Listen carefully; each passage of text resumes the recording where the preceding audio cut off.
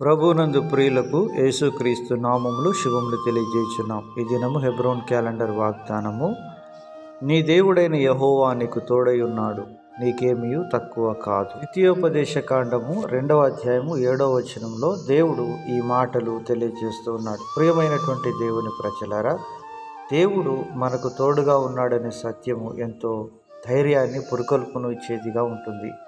ప్రియమైనటువంటి దేవుని ప్రజలారా, ఇశ్రాయేలు జనాంగమంతటిని దేవుడు ఐగుప్తు అనేటువంటి ఆ యొక్క పాపపు బంధకాల్లో నుంచి, ఇనుప కొలిమిల నుంచి దేవుడు విడిపించి దేవుడు వాగ్దాన భూమికి నడిపిస్తున్నటువంటి తరుణములో దేవుడు తన ప్రజలకు అరణ్య యాత్రలో తోడుగా ఉంటూ వచ్చి చేసిన గొప్ప కార్యాలన్నీ మనం ఎరుగుదుము. ప్రియమైనటువంటి దేవుని ప్రజలారా, ఆధ్యాత్మికంగా మనం కూడా పరలోకపు యాత్రలో, ఆత్మీయ జీవితంలో మనల్ని లోకమైన ఐగుప్తులో నుంచి దేవుడు విడిపించి దేవుని యొక్క రాజ్యము అనే ఆ పరలోక పట్టణానికి మనల్ని నడిపిస్తున్న మన నాయకుడు ప్రభువైన యేసుక్రీస్తు వారు ఈ ఆత్మీయ జీవితంలో మనకు మంచి కాపరిగా ఉండి ఆయన మనల్ని నడిపించే నాయకుడిగా ఉంటున్నాడు.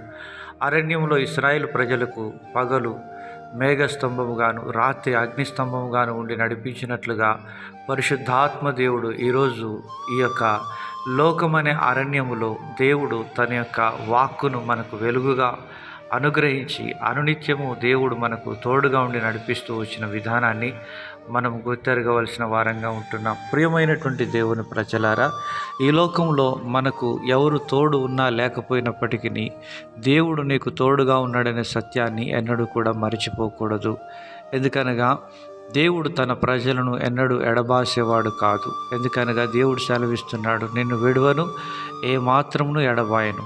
స్త్రీ తన గర్భమున పుట్టిన బిడ్డను మరచున, వారైనా మరచుదురు గాని నేను నిన్ను మరువను, విడువను, ఎన్నడూ ఎడబాయనని ప్రభు సెలవిస్తున్నాడు.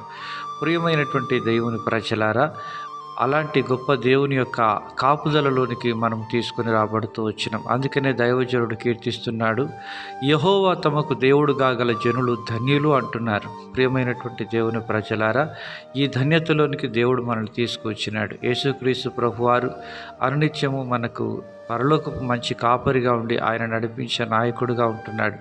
ఈ లోకంలో నీ భర్త, నీ భార్య, నీ తల్లిదండ్రులు, నీ అన్నదమ్ములు, నీ బంధుమిత్రులు ఎవరూ నీకు తోడుగా లేకపోయినప్పటికీ, ఒంటరిగా నీవు నీ జీవితంలో ఆత్మీయ యాత్ర కొనసాగిస్తున్నప్పటికీ, నీవు నమ్మిన వారందరూ నిన్ను మోసగించినప్పటికీ, నాన్న వాళ్ళు నీకు ఎవరు కూడా దరికి చేర్చే స్థితిలో లేనప్పటికీ, మన ఎదుట ఉంచబడిన విశ్వాస పరుగు పందెంలో ఆయన వైపు చూస్తూ మనం ముందుకు సాగినప్పుడు ప్రభు మనకు సహాయకుడే ఉంటాడు.